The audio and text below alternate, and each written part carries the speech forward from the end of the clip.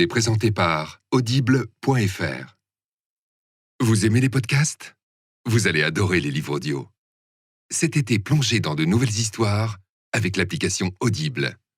Que vous soyez polar, romance ou coaching, écoutez vos livres audio les pieds dans l'eau. Avec l'offre d'essai, le premier livre audio est offert sur audible.fr/slate.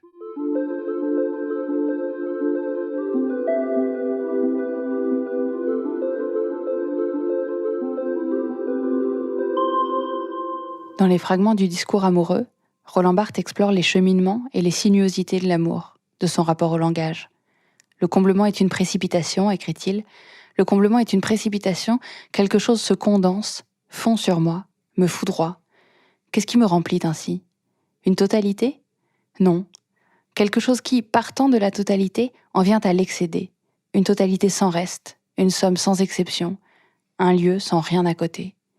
Et plus loin, il poursuit, en réalité, peu m'importe mes chances d'être réellement comblées. Je veux bien qu'elles soient nulles. Seule brille, indestructible, la volonté de comblement. Cette volonté est universelle, indépendante de nos passés singuliers, mais imaginez quelqu'un qui n'ait jamais été aimé, ou qui ne se soit jamais senti aimé. Cette volonté de comblement, déjà universellement impérieuse, devient plus intense encore. Il faut chercher l'amour partout, dans toutes ses formes, et dans toutes ses formes de langage. Peut-être, alors, le comblement. C'est ce que raconte l'histoire de Didier, un épisode d'Hélène Carbonel.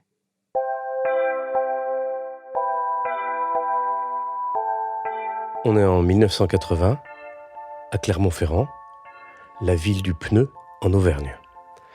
Et mon père est Bib, c'est-à-dire ingénieur chez Michelin, depuis des dizaines d'années. Et j'ai deux frères, un qui est plus petit que moi, et mon frère jumeau Olivier. Et en Corse, l'olivier, c'est l'arbre qui ne meurt jamais. C'est le roi de la Méditerranée. C'est-à-dire que quelque part, ma mère a choisi mon frère comme celui qui allait réussir, et moi, on verrait bien. Voilà. Olivier réussit en classe, et moi, je réussis pas en classe. Olivier fait des choses brillantes, on l'écoute, et moi, on m'écoute pas. Je vis dans un monde qui est celui du vol des mobylettes et de démonter des carburateurs, et Olivier vit dans un monde littéraire. Je me rappelle d'une fois, j'ai 12 ans, je suis à table, et en fait, ma mère m'appelle Olivier, c'est le nom de mon frère jumeau. Et c'est souvent qu'elle m'appelle par le nom de mon frère.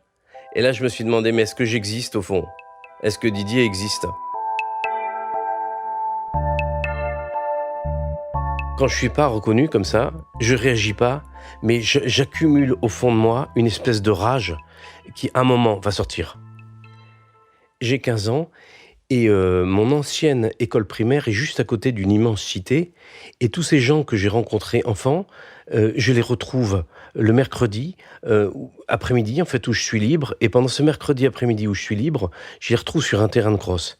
On est dans les années 80, Mitterrand va arriver bientôt au pouvoir, on est dans la société de consommation, et nous on se dit mais on voudrait avoir des mobylettes, alors donc on s'envoie et on vole des mobylettes, des motos dont moi je démonte les carburateurs, je suis devenu le spécialiste. Ma mère passe sa vie à écouter France Culture, elle écoute Dolto le matin, et à midi on se met à table. Et on se met à table et Olivier parle à perte de vue avec ma mère de Hegel, de Marx, de psychanalyse. Et moi, je suis complètement paumé parce que j'en fais aucune culture. Je suis simplement un type qui vit dans un atelier et j'ai l'impression d'être complètement pissed out, d'être complètement en dehors du décor, que je fais plus partie du décor. Et je vis une espèce de tension de plus en plus grande qui va grandir, qui va augmenter. Et mes parents ne le voient pas, ma famille ne le voit pas, et quelque part, je suis plus dans ma famille, je l'ai quitté depuis un moment. Finalement, ce qui me permet de me retrouver, c'est la guitare électrique.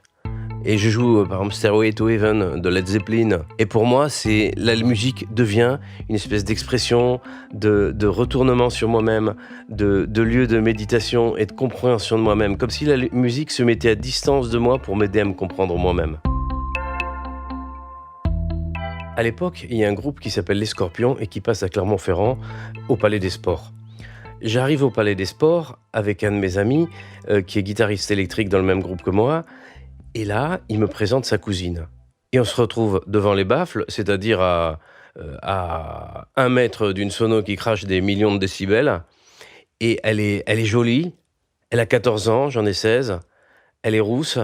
Elle a les cheveux frisés. Elle est pulpeuse. Et d'un coup, on s'embrasse.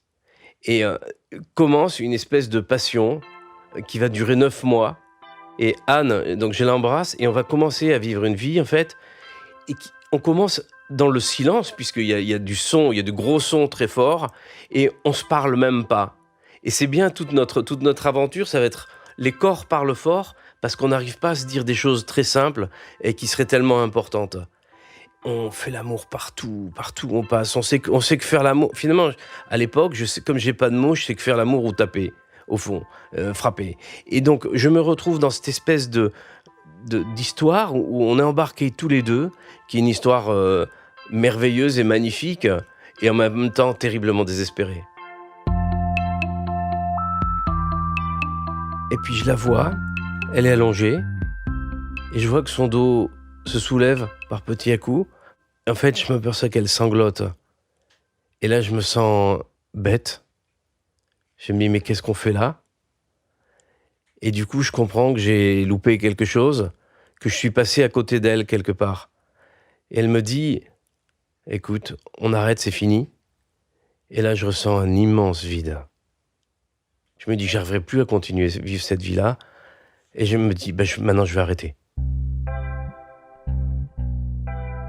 Et un lundi matin, je décide d'avaler en fait des médicaments en nombre assez important, parce que j'ai entendu qu'un de mes amis était mort comme ça.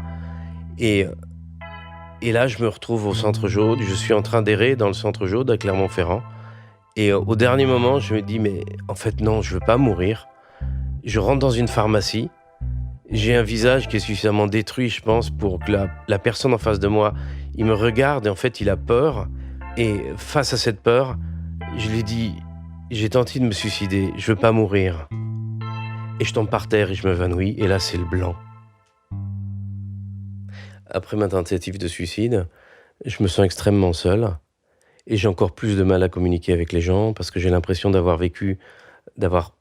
m'être approché très près de la mort et qu'il y a très peu de gens autour de moi qui ont vécu ça. Et face à cette solitude, je cherche en fait l'apaisement. Je n'ai pas d'éducation chrétienne, mais je vais aller dans les églises et je rentre un jour dans une église qui s'appelle Notre-Dame-du-Port. Donc au lieu d'aller manger à midi, je grignote et je monte et je me recueille en fait dans cette église. Je suis assis, je suis seul. Et là, c'est comme s'il y avait d'autres voix autour de moi, c'est comme si un peu, il y avait toute l'humanité qui était là, qui était réunie. Et un jour, dans l'ombre, j'entends une voix qui me dit « Didier, sors de ton tombeau ». À ce moment-là, ça crée comme une espèce de déclic en moi. Et quand je sors, c'est comme si on m'avait enlevé un immense poids qui pesait sur mes épaules, et je me sens léger. J'ai l'impression que les choses autour de moi sont lumineuses. J'ai l'impression que les gens, d'un coup, qui me semblaient toujours des ennemis, sont devenus comme des frères, quoi. C'était comme si Dieu s'adressait à moi. Et au fur et à mesure des jours qui passent, cette émotion va pas s'en aller. C'est comme si la vie était revenue en moi et que tout devenait vivant autour de moi. Et c'est lumineux, j'ai pas d'autres mots, c'est lumineux. C'est comme s'il y avait de l'amour.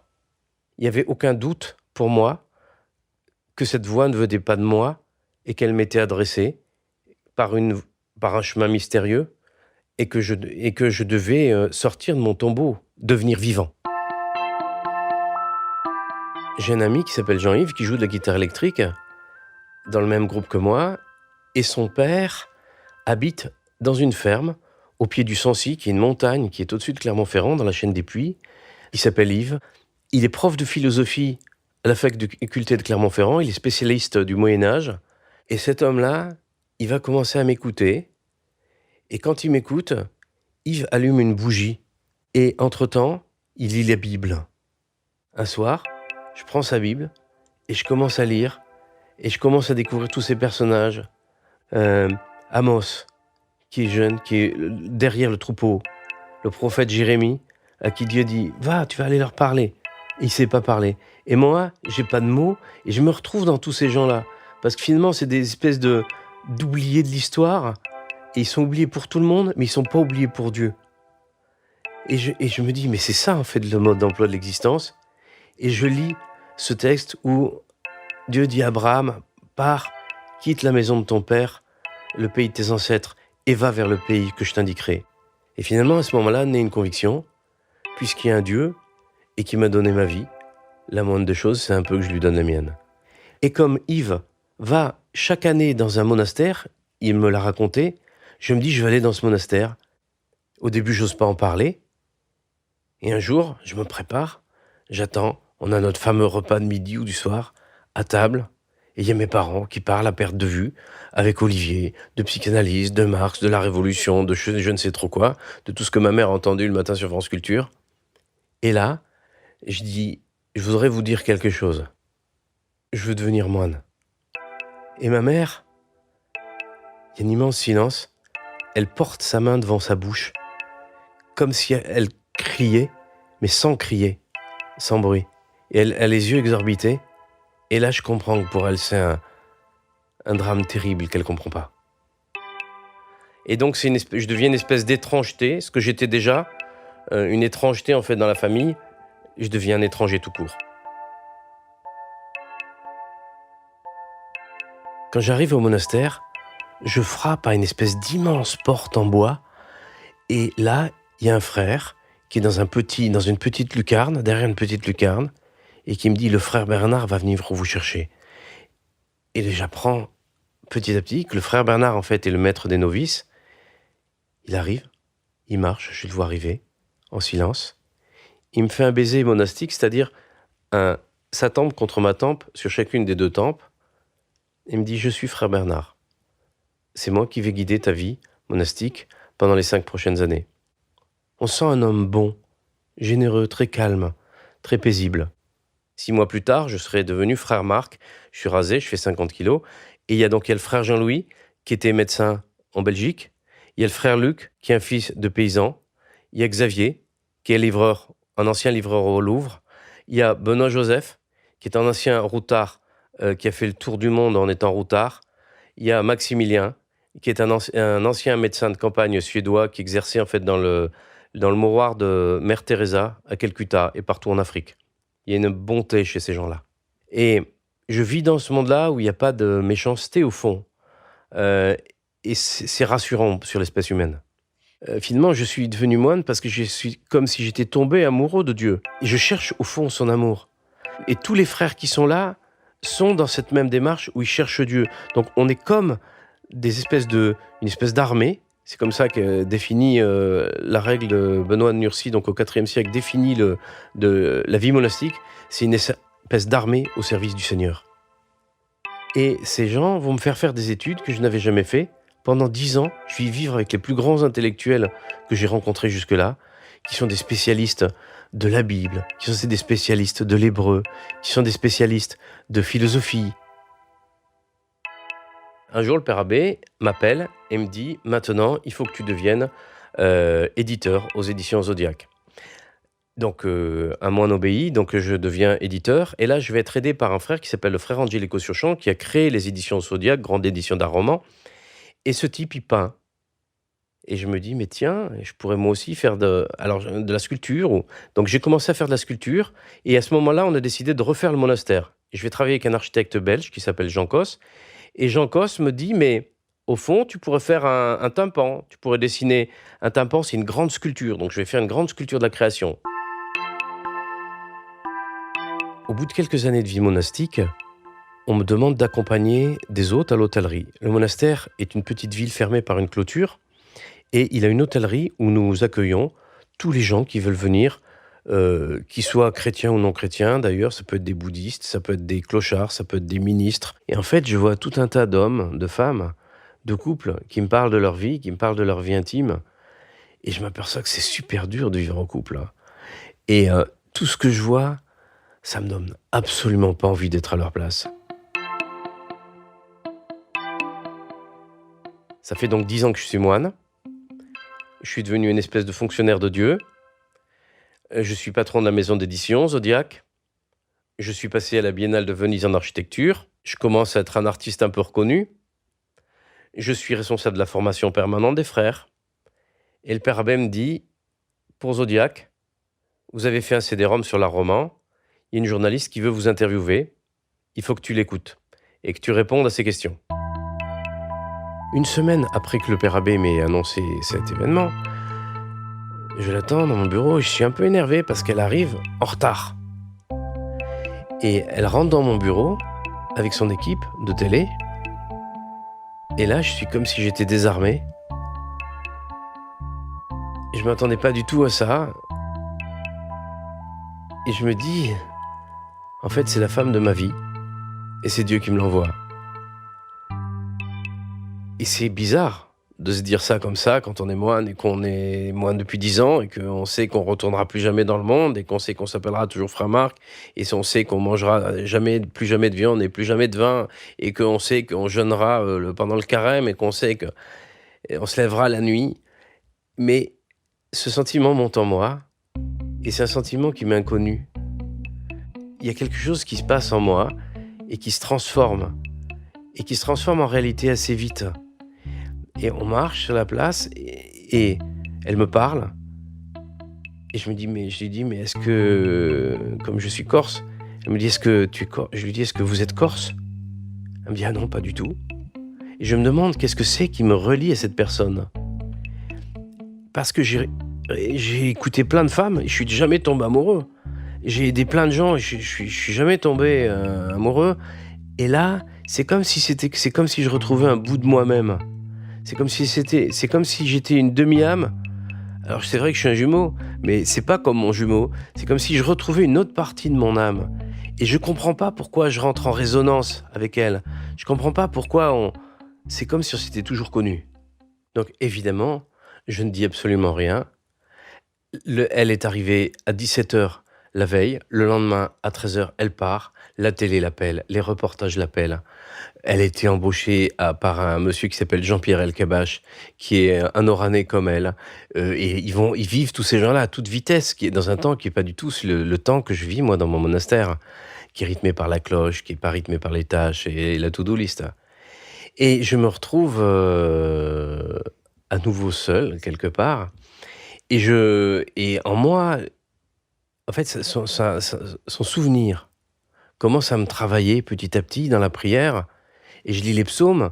Et quand je lis les psaumes, je lis ta femme dans ta maison comme une vigne généreuse et tes enfants autour de la table comme des plants d'olivier. Voilà comment sera béni l'homme qui craint le Seigneur. Et quand je lis ça, je me dis, mais c'est moi, ça. On parle de moi, là. Et petit à petit, je m'aperçois que je lis complètement différemment, en fait, les Tehillim, les psaumes. Et ils parlent de ma vie. Et je me suis dit, mais j'ai mal lu le mode d'emploi. C'est pas ça qui se passe. Et j'ai envie d'avoir une femme, j'ai envie d'avoir des enfants. Et un beau jour, il y a une cassette qui arrive au monastère, c'est le reportage. Elle m'envoie une VHS. À l'époque, c'est des grosses bandes vidéo qu'on lit sur des magnétoscopes. Une VHS avec une toute petite carte, avec un grand 2. À l'époque, ça s'appelle la 2. Maintenant, c'est France 2. Et derrière, au dos, c'est marqué « Cher frère Marc, tu trouveras 6 juin le reportage. J'espère qu'il te plaira. Il fait vraiment très froid dans ton monastère la nuit. » Signé Marie-Pierre. Quand je reçois cette vidéo, évidemment, je danse de joie dans mon bureau. Et je me dis, mais elle pense à moi. Elle a une... Et en même temps, quand je réfléchis, au bout de quelques jours, je me dis, mais en fait, non, elle m'a juste envoyé un petit mot. Et à ce moment-là, il se passe qu'une copine qui est journaliste vient me voir et elle me raconte qu'elle est en train de faire un bateau avec son mari pour refaire leur couple. Et là, je lui dis, mais Dominique, ça fait quoi d'être amoureux? Elle me dit, écoute Didier, quand on est amoureux, on sait que c'est la bonne personne.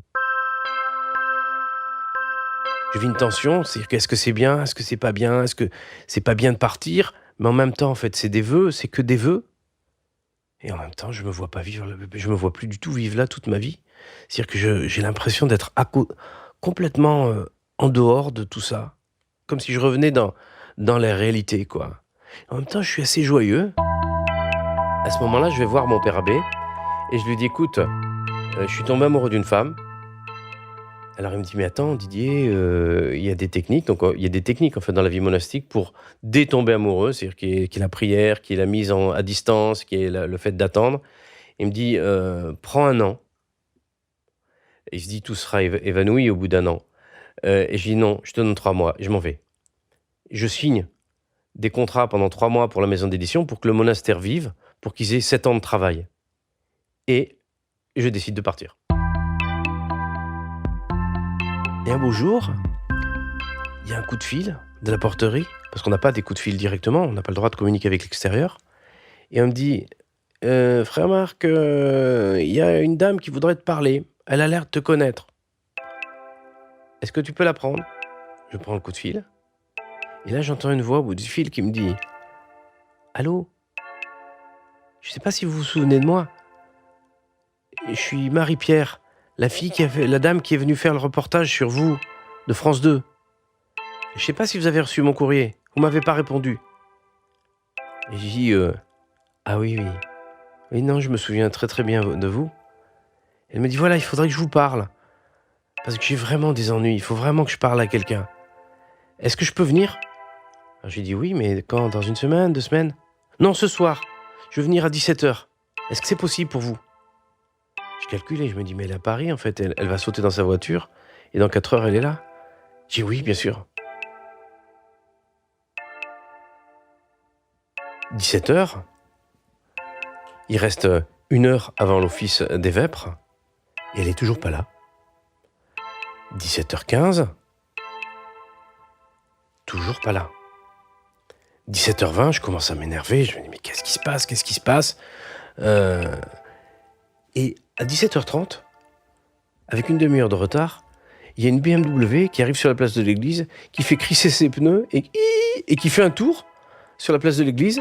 Et de là, il descend une femme avec des petites jambes, avec des tout petits talons hauts, et tic, tic, tic, tic, tic, comme une souris qui traverse la place de l'église avec ses talons qui claquettent sur le granit. Alors, elle arrive, donc je la reçois dans un parloir, et elle me dit, voilà, je voudrais vous parler parce que il faut que je vous raconte, il m'est arrivé des tas de choses.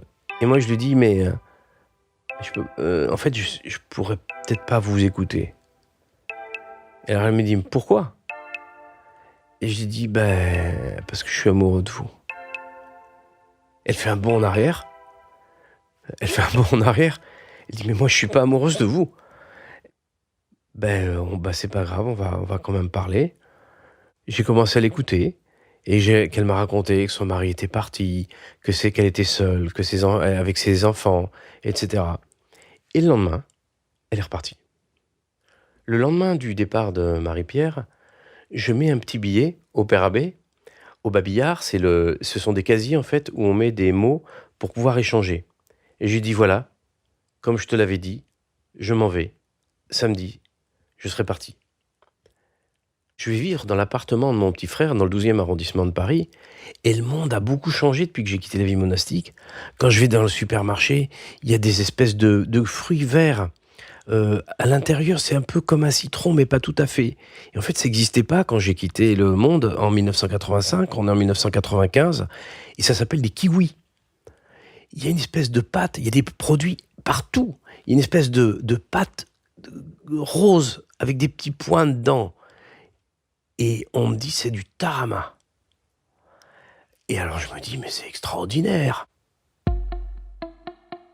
Et un beau jour, je suis en train d'écouter la radio, mon petit frère est en train de faire la cuisine ou la vaisselle, je sais plus, et le téléphone sonne. Il décroche, et il dit, il y a quelqu'un qui lui parle au bout du fil, et il dit, oui, il est bien là. Alors je lui dis, mais qui est-ce ? Il me dit, tu sais, c'est la journaliste en fait, qui t'a interviewé au monastère. Elle a téléphoné à tous les longs de Paris et là, elle est en ligne. Est-ce que tu veux que je te la passe ? Alors moi, je bondis de joie. Et il me la passe. Et elle me dit, oui, je suis Marie-Pierre Samitier, je voulais savoir ce que vous devenez. Donc elle est terrorisée. Et elle me dit, je dis, oui, ça va bien, j'ai pas encore de travail, mais ça va bien. Elle me dit, est-ce que je pourrais vous voir ? Et le lendemain soir, je me retrouve au Totem à Trocadéro. J'arrive au restaurant, Je demande s'il y a une table réservée au nom de Samitié et je m'assieds. Évidemment, elle est à nouveau en retard. Donc, je suis là, avec ma veste des Espéré-Billancourt en cuir noir, avec ma chemise rouge, dont je pense que c'est du plus bel effet puisque tous les Africains portent ça avec des fleurs noires, avec mon pantalon, pas de def, et je l'attends, et je regarde autour de moi tout ce qui se passe. Et c'est un monde, c'est comme dans un film, c'est-à-dire que je vois des scènes que j'ai vues que dans les films en réalité. Au monastère, on n'a pas la télé, mais on voit un film de temps en temps. Parfois, il y a un restaurant, donc on comprend ce qu'est un restaurant. Au bout d'un moment, elle arrive, elle est habillée, elle est magnifique, elle est jolie, et elle est étrange aussi pour moi, parce que je ne sais pas ce qu'est une femme finalement. Et il y a toute une liste, et donc il y a toute une liste qui s'appelle le menu. Et donc moi, je prends un petit peu de chaque du menu, de chaque aliment du menu, en pensant que c'est ça un restaurant. Mais en fait, on n'est pas au monastère, c'est pas comme ça que ça marche. Et elle m'explique qu'il faut prendre ça, une entrée, un plat, un dessert, etc. On sort du restaurant et je lui prends la main et elle me laisse lui prendre la main. Et on se retrouve, on marche un petit peu, il fait nuit. Et il y a la tour Eiffel, en face de nous. On est dans les jardins du Trocadéro. Et là, je la prends dans mes bras. Elle se laisse prendre dans les bras. Et je l'embrasse. Et depuis, c'est ma femme.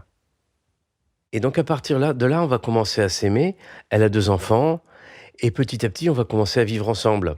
Et cette vie qui me semblait de l'extérieur, si difficile, parce qu'évidemment, c'est quand on imagine la vie d'un couple, ou quand un couple se rencontre et s'il se dit, toutes les fois où on va faire la vaisselle ensemble, mais c'est insupportable. Et ben en fait, la réalité, c'est pas comme ça que ça se passe. La réalité, c'est que on vit des moments successifs, et ces moments peuvent être habités par l'amour. Et ces moments d'amour, en fait, sont des moments, en fait, on va commencer à se connaître, à se comprendre, à se découvrir. Et petit à petit, je vais décider de vivre avec elle, et on va vivre ensemble dans notre maison. Et je vais récupérer ses enfants, l'un a 3 ans, et l'autre, la grande, elle a 5 ans. Et petit à petit, en fait, je vais me comporter comme si j'étais en fait leur père. Je les vois en détresse, leur père est parti, et leur mère est seule. Et petit à petit, alors il m'appelle, comme je m'appelle Didier, il m'appelle Didou. Je suis le Didou, comme un doudou. Quoi, voilà. Et petit à petit, donc, je vais les élever jusqu'à l'âge de leurs 16, 17 ans, 18 ans, et je les prends comme mes enfants. Et on va, au bout de quelques années, il va naître un petit, notre fils, Pierre-André. Et ça va solidifier quelque part notre amour, parce qu'on a maintenant un projet. Alors, entre-temps, j'ai trouvé un travail, je suis devenu directeur de production sur des CD-ROM, je fais un CD-ROM sur la Bible pour le groupe Télérama La Vie, j'en ai fait un autre sur le Moyen-Âge, avec Régine Pernoud, qui est une de mes auteurs, et je deviens petit à petit un spécialiste, sans le vouloir, un spécialiste en fait de l'informatique et de ce qu'on appelle à l'époque le multimédia, qui va devenir le digital et Internet. Et je vais aller à l'église, et en fait, quand je ne suis pas reçu par les chrétiens, je vais commencer à essayer d'enseigner au catéchisme, et on me fait comprendre que je suis un ancien moine et que donc je ne peux pas être au catéchisme. On me donne à la messe la possibilité de donner les hosties aux gens, et on me retire cette charge. Donc au bout de quelques mois, je comprends que je n'ai plus rien à faire en fait dans l'église. Le 1er janvier 2010, j'ai un ami qui s'appelle Jean-Louis Rambaud. On travaille ensemble de temps en temps, mais surtout c'est un ami, ses enfants, son fils est à l'école avec mon fils. On vit dans le même quartier, on va à l'école, on va au travail ensemble souvent, et c'est comme un frère pour moi. Et sa femme me téléphone, elle me dit Jean-Louis est mort. Et il a 4 enfants, on va ensemble au travail, moi aussi j'ai 4 enfants, 2 de Marie-Pierre et 2 qu'on a fait ensemble, et là le ciel me tombe sur la tête. Et je prends ma voiture avec Marie-Pierre et je pars aux Arcs chercher Jean-Louis, qui en fait était tué par une avalanche avec 2 de ses compagnons. Et sa femme, Isabelle, me dit, il faut que tu célèbres l'enterrement. Je dis, mais je ne suis pas prêtre, je peux simplement faire l'homélie et je pourrais parler sur sa tombe. Si tu veux, dirai les psaumes. Quand on est mort, on dit les psaumes. Et je viens à l'église et je fais l'homélie. Et je parle de ceux qui sont montés sur la montagne pour chercher Dieu. Moïse, Élie, le prophète qui est monté sur la montagne. Et quand on arrive au cimetière, il y a plein de monde. Il y a la moitié du CAC 40, il y a 2000 personnes. Et là, je prends le micro, tout le monde est là, et avant de descendre le cercueil en terre, je vais dire les psaumes. Et au lieu de dire le psaume 1 qui dit « Heureux l'homme qui n'entre pas au conseil des méchants, qui ne siège pas sur le chemin des pécheurs, mais qui se plaît dans la loi du Seigneur et qui murmure sa loi jour et nuit. Il est comme un arbre planté près d'un ruisseau qui donne du fruit en son temps, et jamais son feuillage ne meurt. Tout ce qu'il entreprend réussira. Mais tel n'est pas le sort des méchants. Ils sont comme la balle balayée par le vent. Au jour du jugement, les méchants ne se lèveront pas. Le Seigneur connaît le chemin du juste, mais le chemin du méchant se perdra. » Et là, au lieu de dire ça, je commence Ashrei Aish Asher Lo Alar Ba'atzat Reshaim Uderer Chataim Lo Hamad Uvmoshav Letzim Lo Yashav Kim Betorat Efetso Bayom Valayla. C'est pas un miracle. J'ai appris l'hébreu quand j'étais moine, mais ça fait 10 ans que j'ai pas parlé cette langue. Et je me dis, mais qu'est-ce qui m'arrive ? J'ai fait l'expérience de Dieu. Je suis devenu moine. Je suis tombé amoureux. Je suis parti avec cette femme. Et là, c'est comme si quelque chose au fond de moi m'appelait. Très ancien. Et je ne sais pas ce que c'est. Quelques mois plus tard, il neigeait. Et je sais qu'il y a une synagogue au bout de ma rue. Et le chant que j'entends quand je rentre dans la synagogue, c'est exactement comme le chant des bergers du plateau du Couchonne, en Corse. C'est exactement les mêmes intonations. Et là, ça me touche très profondément, quoi. Je me dis, mais c'est chez moi. Et je rentre, et le vieil homme leur dit en hébreu, il leur lit un passage en fait de la Torah, en fait dans le livre des rois, où il est dit, l'étranger qui vient de loin, tu accueilleras sa prière. Je vais faire des recherches en Corse, et je m'aperçois en fait que des tas de maranes, c'est-à-dire de juifs qui ont été expulsés d'Espagne en 1492, sont arrivés à Gênes et sont arrivés en Corse, à Porto Vecchio, la ville qui est près de mon village Mouratel. Je retourne voir ma mère. Je dis, ma maman, à Bastia, quand tu étais petite, il y avait 350 juifs au pied de chez toi. Ils sont arrivés d'Ajaccio, ils étaient 750 en 1915. Il y en a la moitié qui sont arrivés au bas de chez toi. Tu les as jamais vus ? Elle me dit, ici, Didier, il n'y a pas de juifs, il n'y a que des Corses. En me regardant droit dans les yeux. Et c'est une manière de me dire, je n'accepte pas ce que tu me dis, et tu restes dans le cadre corse. Et donc elle refuse cette judéité, ou ses origines juives très lointaines, et elle considère en fait que ça n'a aucune importance. Et un jour, je vais me retrouver, il va m'arriver un événement assez extraordinaire, c'est que je vais me retrouver en fait dans un petit village d'Alsace. Je viens en fait comme pour voir si on peut mettre un cuisiniste sur Internet, et j'arrive à 11h du matin, et là, je me dis, il y a une espèce de pressentiment très fort, je me dis, je connais des gens ici. Des gens qui sont morts, je les connais, ils sont ici. Je vais à l'église, je vois personne, je vais au cimetière, je ne reconnais pas les noms.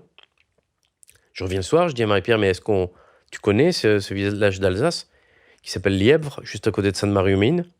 Elle me dit, oui, ma famille vient de Sainte-Marie-aux-Mines. En 1870, ils ont quitté Sainte-Marie-aux-Mines parce que les Allemands sont arrivés, qu'ils ont pris la caisse, le comptable allemand a pris la caisse de l'entreprise, ils se sont retrouvés ruinés et ils sont partis en Algérie, à Sidi Bel Abbès. Et ils sont ensuite revenus en 62.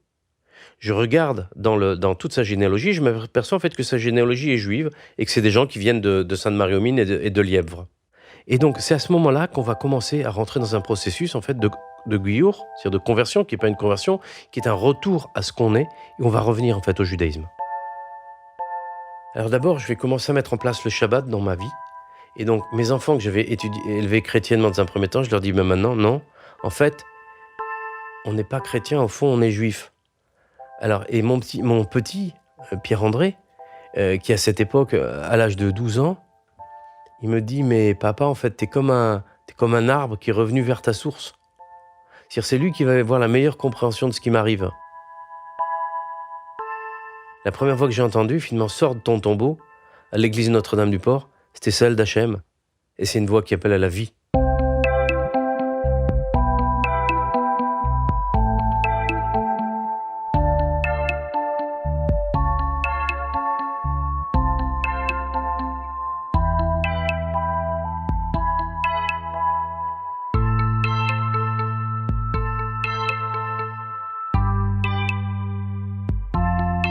Cet épisode a été réalisé par Hélène Carbonel avec Alexandre Moniol. La musique a été composée par Pauline Thompson et Jean-Baptiste Aubonnet a fait le mix.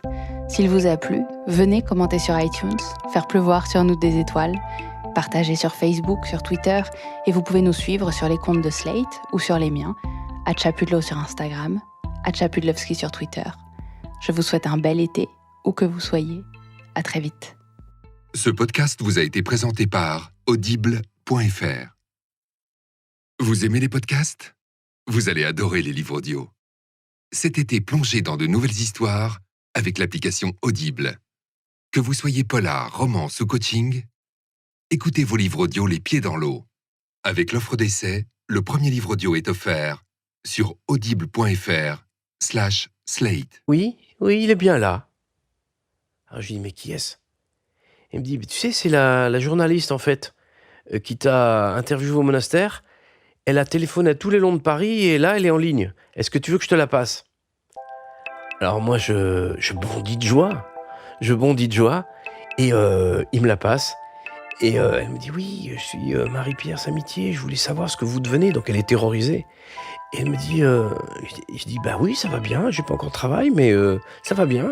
Elle me dit, est-ce que je pourrais vous voir ? Et le lendemain soir, je me retrouve au Totem à Trocadéro. J'arrive au restaurant, je demande s'il y a une table réservée au nom de Samitier, et je m'assieds. Évidemment, elle est à nouveau en retard.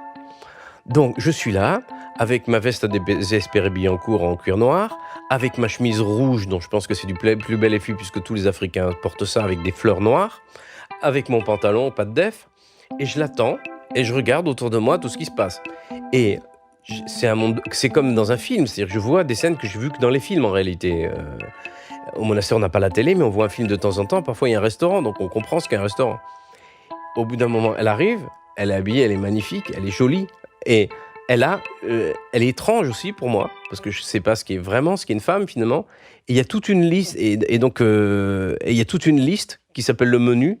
Et donc, moi, je prends un petit peu de chaque du menu, de chaque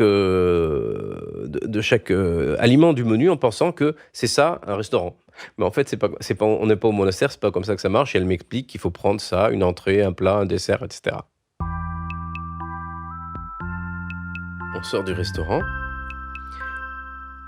et je lui prends la main et elle me laisse lui prendre la main. Et on se retrouve, on marche un petit peu, il fait nuit, et il y a la tour Eiffel en face de nous. On est dans les jardins du Trocadéro et là, je la prends dans mes bras. Elle se laisse prendre dans les bras et je l'embrasse. Et depuis, c'est ma femme. Et donc à partir de là, on va commencer à s'aimer. Elle a 2 enfants et petit à petit, on va commencer à vivre ensemble. Et cette vie qui me semblait de l'extérieur, si difficile, parce qu'évidemment, c'est quand on imagine la vie d'un couple, ou quand un couple se rencontre et s'il se dit, toutes les fois où on va faire la vaisselle ensemble, mais c'est insupportable. Et ben en fait, la réalité, c'est pas comme ça que ça se passe. La réalité, c'est que on vit des moments successifs, et ces moments peuvent être habités par l'amour. Et ces moments d'amour, en fait, sont des moments, en fait, on va commencer à se connaître, à se comprendre, à se découvrir. Et petit à petit, je vais décider de vivre avec elle et on va vivre ensemble dans notre maison. Et je vais récupérer ses enfants, l'un à 3 ans et l'autre, la grande, elle a 5 ans, Avalanche avec 2 de ses compagnons. Et sa femme, Isabelle, me dit, il faut que tu célèbres l'enterrement. Je dis, mais je ne suis pas prêtre, je peux simplement faire l'homélie. Et je pourrais parler sur sa tombe. Si tu veux, je dirai les psaumes. Quand on est mort, on dit les psaumes. Et je viens à l'église, et je fais l'homélie. Et je parle de ceux qui sont montés sur la montagne pour chercher Dieu. Moïse, Élie, le prophète qui est monté sur la montagne. Et quand on arrive au cimetière, il y a plein de monde. Il y a la moitié du CAC 40, il y a 2000 personnes. Et là, je prends le micro. Tout le monde est là, et avant de descendre le cercueil en terre, je vais dire les psaumes. Et au lieu de dire le psaume 1 qui dit « Heureux l'homme qui n'entre pas au conseil des méchants, qui ne siège pas sur le chemin des pécheurs, mais qui se plaît dans la loi du Seigneur et qui murmure sa loi jour et nuit. Il est comme un arbre planté près d'un ruisseau qui donne du fruit en son temps, et jamais son feuillage ne meurt. Tout ce qu'il entreprend réussira. Mais tel n'est pas le sort des méchants. Ils sont comme la balle balayée par le vent. au jour du jugement, les méchants ne se lèveront pas. Le Seigneur connaît le chemin du juste, mais le chemin du méchant se perdra. Et là, au lieu de dire ça, je commence Ashrei Aish Asher Lo Alar Ba'atzat Reshaim Uderer Chataim Lo Hamad Uvmoshav Letzim Lo Yashav Kim Betorat Efetso Bayom Valayla. C'est pas un miracle. J'ai appris l'hébreu quand j'étais moine, mais ça fait 10 ans que j'ai pas parlé cette langue. Et je me dis, mais qu'est-ce qui m'arrive? J'ai fait l'expérience de Dieu. Je suis devenu moine. Je suis tombé amoureux. Je suis parti avec cette femme. Et là, c'est comme si quelque chose au fond de moi m'appelait. Très ancien. Et je ne sais pas ce que c'est. Quelques mois plus tard, il neigeait. Et je sais qu'il y a une synagogue au bout de ma rue. Et le chant que j'entends quand je rentre dans la synagogue, c'est exactement comme le chant des bergers du plateau du Couchonne, en Corse. C'est exactement les mêmes intonations. Et là, ça me touche très profondément, quoi. Je me dis, mais c'est chez moi. Et je rentre, et le vieil homme leur dit en hébreu, il leur lit un passage en fait de la Torah, en fait dans le livre des rois, où il est dit, l'étranger qui vient de loin, tu accueilleras sa prière. Je vais faire des recherches en Corse, et je m'aperçois en fait que des tas de maranes, c'est-à-dire de juifs qui ont été expulsés d'Espagne en 1492, sont arrivés à Gênes et sont arrivés en Corse, à Porto-Vecchio, la ville qui est près de mon village Mouratel. Je retourne voir ma mère. Je dis, ma maman, à Bastia, quand tu étais petite, il y avait 350 juifs au pied de chez toi. Ils sont arrivés d'Ajaccio, ils étaient 750 en 1915. Il y en a la moitié qui sont arrivés au bas de chez toi. Et entre-temps, il lit la Bible. Un soir, je prends sa Bible et je commence à lire et je commence à découvrir tous ces personnages. Amos, qui est jeune, qui est derrière le troupeau. Le prophète Jérémie, à qui Dieu dit « Va, tu vas aller leur parler ». Il ne sait pas parler. Et moi, j'ai pas de mots et je me retrouve dans tous ces gens-là. Parce que finalement, c'est des espèces d'oubliés de l'histoire. Et ils sont oubliés pour tout le monde, mais ils ne sont pas oubliés pour Dieu. Et je me dis, mais c'est ça en fait le mode d'emploi de l'existence. Et je lis ce texte où Dieu dit à Abraham, pars, quitte la maison de ton père, le pays de tes ancêtres, et va vers le pays que je t'indiquerai. Et finalement, à ce moment-là, naît une conviction, puisqu'il y a un Dieu, et qui m'a donné ma vie, la moindre des choses, c'est un peu que je lui donne la mienne. Et comme Yves va chaque année dans un monastère, il me l'a raconté, je me dis, je vais aller dans ce monastère. Au début, j'ose pas en parler. Et un jour, je me prépare, j'attends, on a notre fameux repas de midi ou du soir, à table, et il y a mes parents qui parlent à perte de vue, avec Olivier, de psychanalyse, de Marx, de la Révolution, de je ne sais trop quoi, de tout ce que ma mère a entendu le matin sur France Culture. Et là, je dis, je voudrais vous dire quelque chose. Je veux devenir moine. Et ma mère, il y a un immense silence, elle porte sa main devant sa bouche, comme si elle criait, mais sans crier, sans bruit. Et elle a les yeux exorbités. Et là, je comprends que pour elle, c'est un drame terrible qu'elle ne comprend pas. Et donc, je deviens une espèce d'étrangeté, ce que j'étais déjà, une étrangeté en fait dans la famille. Je deviens un étranger tout court. Quand j'arrive au monastère, je frappe à une espèce d'immense porte en bois. Et là, il y a un frère qui est dans une petite lucarne, derrière une petite lucarne, et qui me dit, le frère Bernard va venir vous chercher. Et j'apprends petit à petit que le frère Bernard, en fait, est le maître des novices. Il arrive, il marche, je le vois arriver, en silence. Il me fait un baiser monastique, c'est-à-dire sa tempe contre ma tempe, sur chacune des deux tempes. Il me dit, je suis frère Bernard. C'est moi qui vais guider ta vie monastique pendant les 5 prochaines années. On sent un homme bon, généreux, très calme, très paisible. 6 mois plus tard, je serai devenu frère Marc. Je suis rasé, je fais 50 kilos. Et il y a le frère Jean-Louis, qui était médecin en Belgique. Il y a le frère Luc, qui est un fils de paysan. Il y a Xavier, qui est livreur, un ancien livreur au Louvre. Il y a Benoît Joseph, qui est un ancien routard, qui a fait le tour du monde en étant routard. Il y a Maximilien, qui est un ancien médecin de campagne suédois, qui exerçait en fait dans le Moro. Et je me dis, en fait, c'est la femme de ma vie. Et c'est Dieu qui me l'envoie. Et c'est bizarre de se dire ça comme ça quand on est moine et qu'on est moine depuis 10 ans et qu'on sait qu'on retournera plus jamais dans le monde et qu'on sait qu'on s'appellera toujours Frère Marc et on sait qu'on mangera plus jamais de viande et plus jamais de vin et qu'on sait qu'on jeûnera pendant le carême et qu'on sait qu'on se lèvera la nuit. Mais ce sentiment monte en moi et c'est un sentiment qui m'est inconnu. Il y a quelque chose qui se passe en moi et qui se transforme en réalité assez vite. Et on marche sur la place et elle me parle. Et je lui dis, mais est-ce que, comme je suis corse, elle me dit, est-ce que tu es corse? Je lui dis, est-ce que vous êtes corse? Elle me dit, ah non, pas du tout. Et je me demande qu'est-ce que c'est qui me relie à cette personne. Parce que j'ai écouté plein de femmes et je suis jamais tombé amoureux.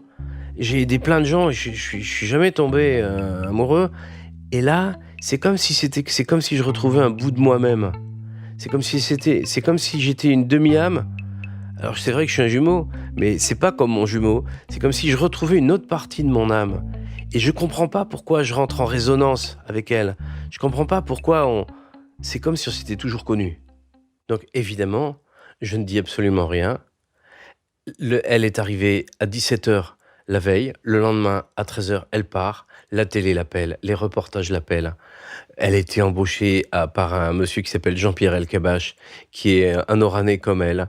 Et ils vivent tous ces gens-là à toute vitesse, qui est dans un temps qui n'est pas du tout le temps que je vis, moi, dans mon monastère, qui est rythmé par la cloche, qui n'est pas rythmé par les tâches et la to-do list. Et je me retrouve à nouveau seul, quelque part. Et en moi, en fait, son souvenir commence à me travailler petit à petit dans la prière. Et je lis les psaumes. Et quand je lis les psaumes, je lis ta femme dans ta maison comme une vigne généreuse et tes enfants autour de la table comme des plants d'olivier. Voilà comment sera béni l'homme qui craint le Seigneur. Et quand je lis ça, je me dis, mais c'est moi, ça. On parle de moi, là. Et petit à petit, je m'aperçois que je lis complètement différemment, en fait, les Télim, les psaumes. Et ils parlent de ma vie. Et je me suis dit, mais j'ai mal lu le mode d'emploi. C'est pas ça qui se passe. Et j'ai envie d'avoir une femme, j'ai envie d'avoir des enfants. Et un beau jour, il y a une cassette qui arrive au monastère, c'est le reportage. Elle m'envoie une VHS. À l'époque, c'est des grosses bandes vidéo qu'on lit sur des magnétoscopes. Une VHS avec une toute petite carte, avec un grand 2. À l'époque, ça s'appelle la 2. Maintenant, c'est France 2. Et derrière, au dos, c'est marqué « Cher frère Marc, tu trouveras 6 juin le repas. » Et moi, je réussis pas en classe. Olivier fait des choses brillantes, on l'écoute, et moi, on m'écoute pas. Je vis dans un monde qui est celui du vol des mobylettes et de démonter des carburateurs, et Olivier vit dans un monde littéraire. Je me rappelle d'une fois, j'ai 12 ans, je suis à table, et en fait, ma mère m'appelle Olivier, sur le nom de mon frère jumeau. Et c'est souvent qu'elle m'appelle par le nom de mon frère. Et là, je me suis demandé, mais est-ce que j'existe au fond? Est-ce que Didier existe? Quand je suis pas reconnu comme ça, je réagis pas, mais j'accumule au fond de moi une espèce de rage qui, à un moment, va sortir. J'ai 15 ans et mon ancienne école primaire est juste à côté d'une immense cité. Et tous ces gens que j'ai rencontrés enfants, je les retrouve le mercredi après-midi, en fait, où je suis libre. Et pendant ce mercredi après-midi où je suis libre, je les retrouve sur un terrain de cross. On est dans les années 80, Mitterrand va arriver bientôt au pouvoir, on est dans la société de consommation, et nous, on se dit, mais on voudrait avoir des mobylettes. Alors, donc on s'envoie et on vole des mobylettes, des motos, dont moi, je démonte les carburateurs, je suis devenu le spécialiste. Ma mère passe sa vie à écouter France Culture, elle écoute Dolto le matin, et à midi, on se met à table.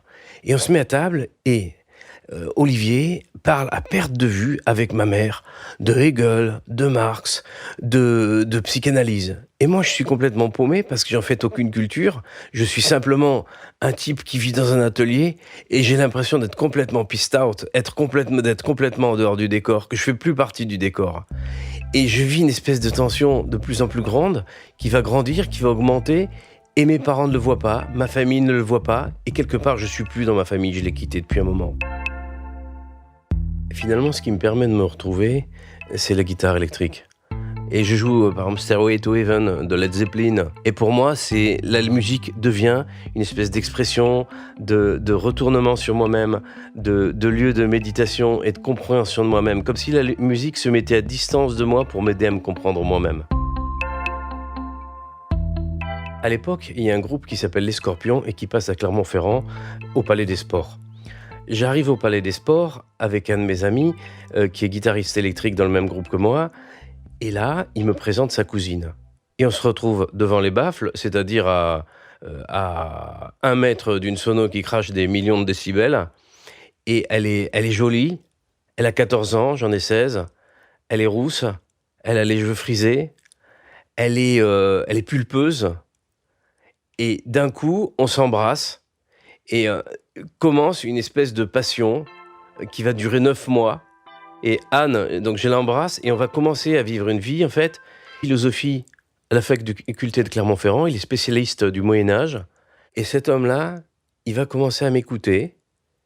Et quand il m'écoute, Yves allume une bougie. Et entre-temps, il lit la Bible. Un soir, je prends sa Bible et je commence à lire. Et je commence à découvrir tous ces personnages. Amos, qui est jeune, qui est derrière le troupeau. Le prophète Jérémie, à qui Dieu dit « Va, tu vas aller leur parler ». Il ne sait pas parler. Et moi, j'ai pas de mots, et je me retrouve dans tous ces gens-là. Parce que finalement, c'est des espèces d'oubliés de l'histoire, et ils sont oubliés pour tout le monde, mais ils ne sont pas oubliés pour Dieu. Et je me dis, mais c'est ça en fait le mode d'emploi de l'existence.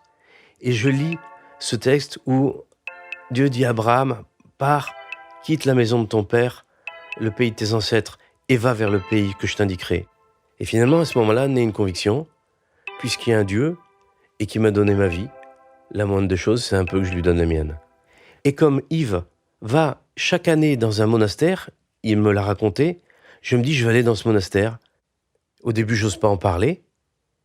Et un jour, je me prépare, j'attends, on a notre fameux repas de midi ou du soir, à table, et il y a mes parents qui parlent à perte de vue, avec Olivier, de psychanalyse, de Marx, de la Révolution, de je ne sais trop quoi, de tout ce que ma mère a entendu le matin sur France Culture.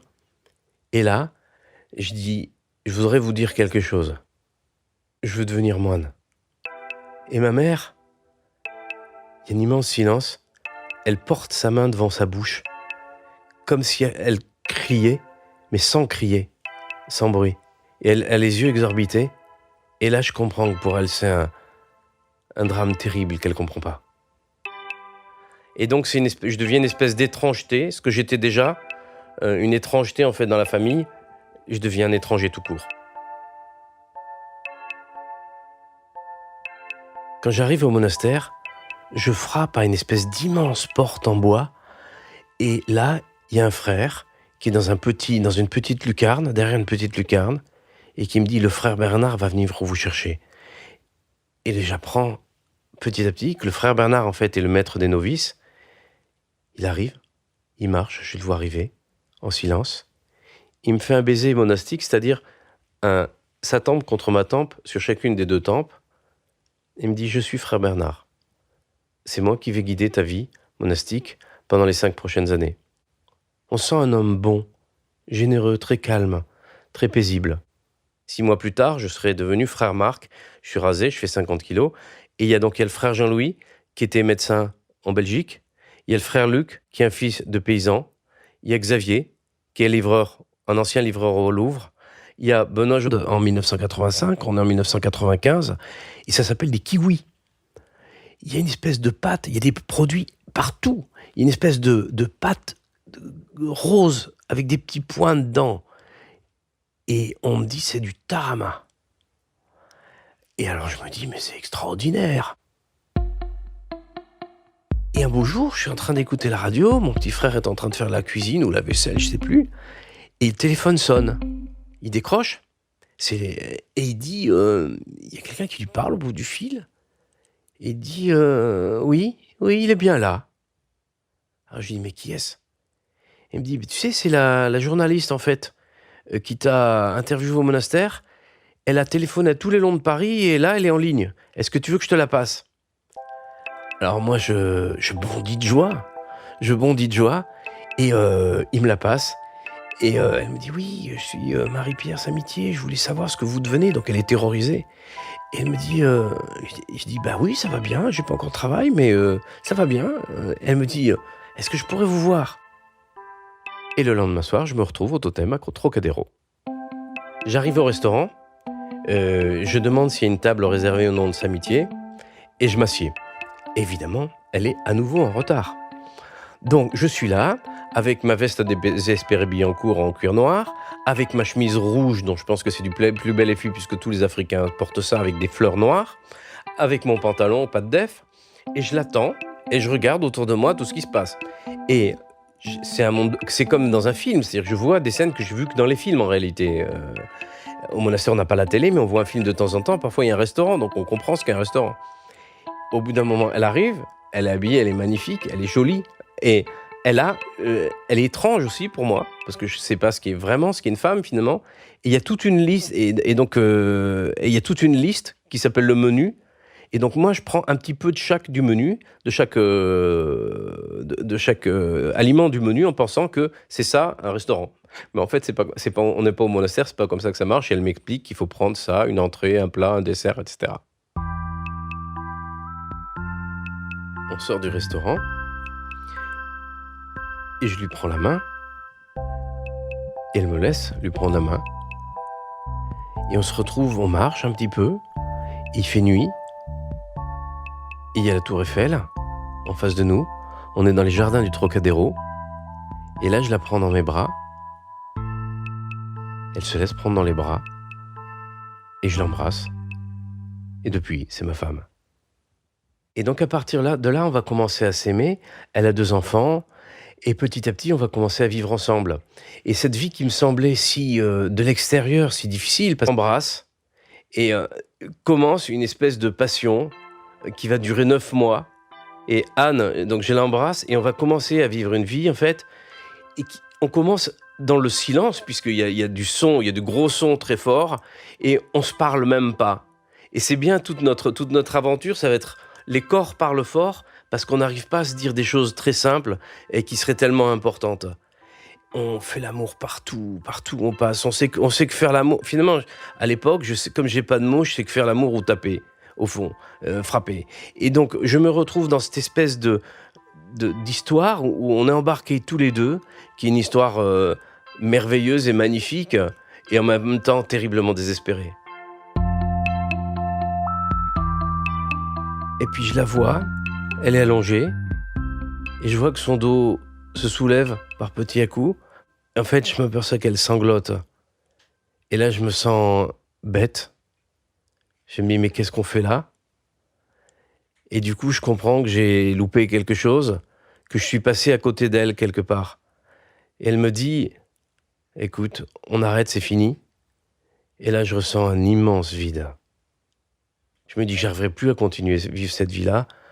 Et je me dis, maintenant je vais arrêter. Et un lundi matin, je décide d'avaler en fait des médicaments en nombre assez important, parce que j'ai entendu qu'un de mes amis était mort comme ça. Et là, je me retrouve au Centre Jaude. Je suis en train d'errer dans le Centre Jaude à Clermont-Ferrand. Et au dernier moment, je me dis, mais en fait non, je veux pas mourir. Je rentre dans une pharmacie. J'ai un visage qui est suffisamment détruit, je pense, pour que la personne en face de moi, il me regarde et en fait, il a peur. Et face à cette peur, je lui dis, j'ai tenté de me suicider, je veux pas mourir. Et je tombe par terre et je m'évanouis, et là, c'est le blanc. Après ma tentative de suicide, je me sens extrêmement seul, et j'ai encore plus de mal à communiquer avec les gens, parce que j'ai l'impression de m'être approché très près de la mort, et qu'il y a très peu de gens autour de moi qui ont vécu ça. Et face à cette solitude, je cherche en fait l'apaisement.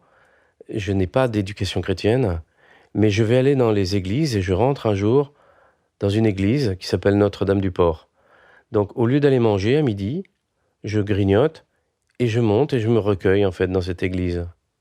Je suis assis, je suis seul, et là, c'est comme s'il y avait d'autres voix autour de moi, c'est comme si un peu, il y avait toute l'humanité qui était là, qui était réunie. Et un jour, dans l'ombre, j'entends une voix qui me dit « Didier, sors de ton tombeau.